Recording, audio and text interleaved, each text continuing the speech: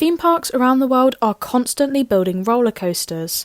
They're always trying to build a ride better than the last and create something that thousands of people will visit their park to ride.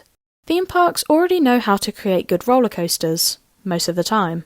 But you, the person watching this video, probably don't know, so I'm going to tell you how to make a good roller coaster. There are many factors that can make a roller coaster good, and a really important one is the layout, because without it, you don't have a ride. Layouts are full of unique elements that add to the ride experience and make it worth riding.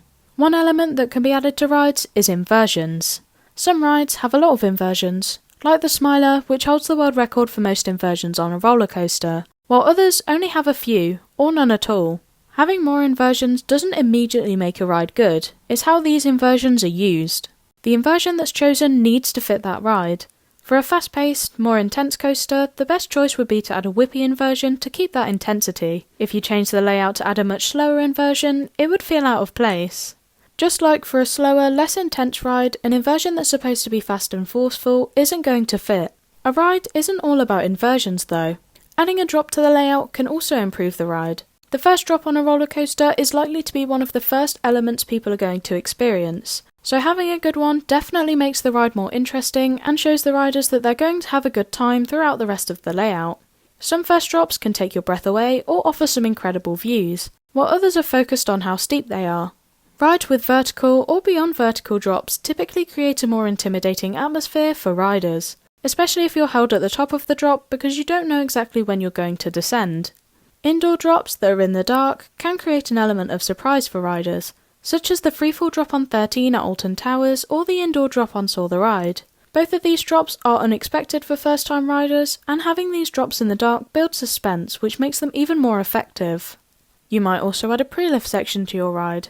Instead of coming out of the station and going straight into a lift hill or launch, these pre-lift sections can include anything, from a hidden inversion like on the Smiler, or going through a tunnel like on Nemesis Inferno. Although it might not seem like much, just a simple turn out of the station can make things a lot more interesting for the people that are riding. You could also use a launch to make the ride more interesting. Some launches become the main focus of the ride, like Stealth at Thorpe Park and Rita at Alton Towers. These rides have short layouts, with their speed and acceleration being their main selling point. Other rides have launches that aren't the main focus of the ride, like Icon at Pleasure Beach, which uses the two launches to gain enough speed to go through the rest of the layout, using the launches instead of a lift hill. A roller coaster's trains and restraints also play a big part in what people think of the ride. You could have the most amazing layout, but if you have uncomfortable restraints, the overall experience isn't as good. I personally prefer restraints that give more upper body freedom, like the restraints on Icon and Hyperia. Restraints that are a lot bulkier can be harder to put on if there isn't as much room on the train, or make it more likely for guests to bang their head and have an uncomfortable and painful experience. Aside from making a ride more or less comfortable with its riders, trains can be used to give riders a unique experience through spinning, whether that be spinning cars or a spinning seat. Spinning can be used to give guests a new perspective, like Icon spinning seats Enzo. For a lot of the ride, you would be sideways or backwards instead of facing forwards like the rest of the seats, which means you can't exactly see where you're going, so the other elements on the ride will catch you off guard. Stand-up trains can also give riders a different experience because not a lot of roller coasters have them. Experiencing different elements standing up creates a unique sensation for the riders. Like on Shockwave at Drayton Manor, the Zero G roll had me levitating, and I've never experienced anything like it. A train can be more than just what the riders sit or stand in. They can also have impressive or visually pleasing designs. Rita at Alton Towers has flames painted onto the train, which I think looks nice. The blue train is my favourite.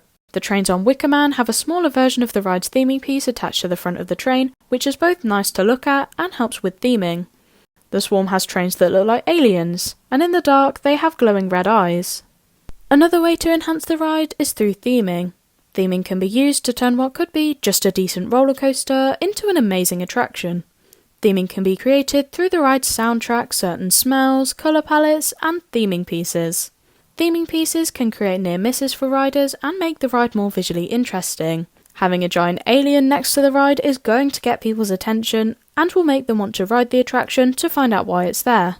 By using theming to create a story, you make both an immersive and memorable ride experience. Making sure the ride appeals to the target audience also helps so that the people that ride it are going to enjoy it. A family coaster wouldn't be breaking the inversion record, and a ride made for thrill seekers would have steeper drops, inversions, and would reach much faster speeds. And of course, you want the ride to be good from an operational standpoint. Having fast operations and being able to run more trains means that the queue will move faster and more riders can experience the attraction. You also don't want the ride to be constantly breaking down because there's no point in having a ride that hardly operates. So this must mean having a good layout, something that makes the ride unique and memorable, some comfortable restraints, theming, appealing to the target audience, and good operations makes the perfect ride. Well, not necessarily. The perfect ride hasn't been made yet, and it probably never will, because we all like different things. A ride made for thrill seekers won't appeal to every thrill seeker. There will always be someone who doesn't like it. Though having a combination of the things I mentioned will definitely get us as close as possible to creating the ideal roller coaster.